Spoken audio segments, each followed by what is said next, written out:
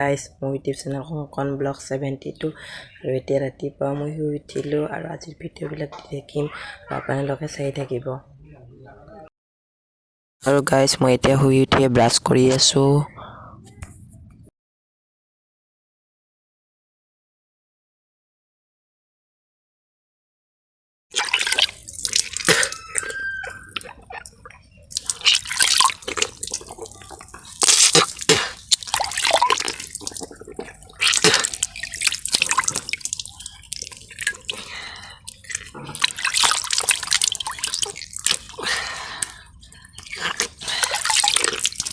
Guys ৰাতিপুৱা শুই উঠিয়ে মই মুখখন ধুইয়ে ৰুটিৰে চাহ খাইছোঁ আৰু মই গিলাচত চাহ খাওঁ দৈনিকি।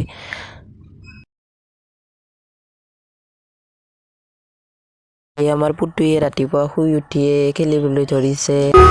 ভাগৰ বুজিকে নাপালো কান্ধত পৃথিৱী দাঙিলো তামাম কিৰিলি পাৰিলো হেজাৰ। এতিয়া বাহিৰত বহুত ৰ'দ দি আছে আৰু গাইজ সকলোৱে ৰ'দ পাই আছে, ময়ো ৰ'দ পাই আছোঁ। আমাৰ ঘৰৰ সকলোৱে বহি ৰ'দ পাই আছে